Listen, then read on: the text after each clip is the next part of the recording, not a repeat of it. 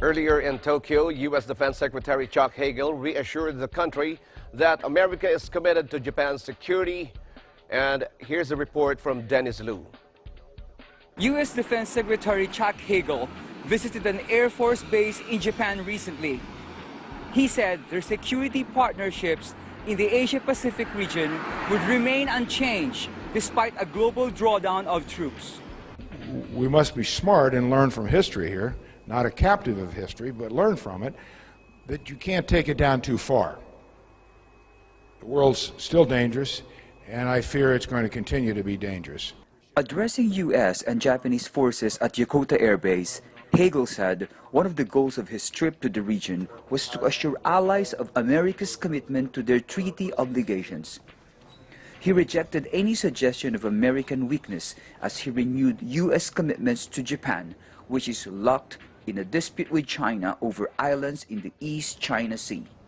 Is to reassure, as I've already noted, our allies that yes, we're going through budget restraints, yes, we're drawing down some of our force posture, but make no mistake, we're not retreating from the world. We'll have the capacity, we'll have the readiness, we'll have the resources to do the job. But if we do not get increases that we've asked for, then that will come with more risk. It is unclear if U.S. reassurances can, on their own, allay worries in Japan that Washington might one day be unable or unwilling to militarily defend the country, despite Obama's strategic pivot toward the Asia-Pacific region. Obama is expected to visit Japan later this month. On Sunday, Hagel also held talks with Japanese Foreign Minister Fumio Kishida and Defense Minister Itsunori Onodera. He said the U.S. will deploy 2 additional destroyers equipped with missile defense systems to Japan by 2017. It's a move U.S. Defense Secretary Chuck Hagel said was a response in part to North Korean missile launches that have alarmed the region.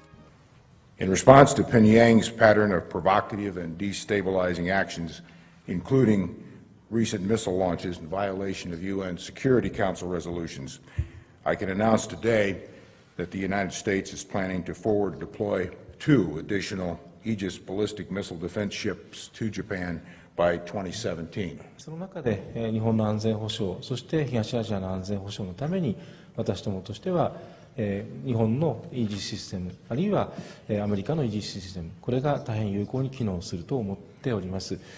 今回、長官の方から BMD 対応ができるイージスをまた日本に2隻配備されるということは、この地域にとって重要なことだと思っております。Hagel also drew a parallel with Russia's annexation of Crimea.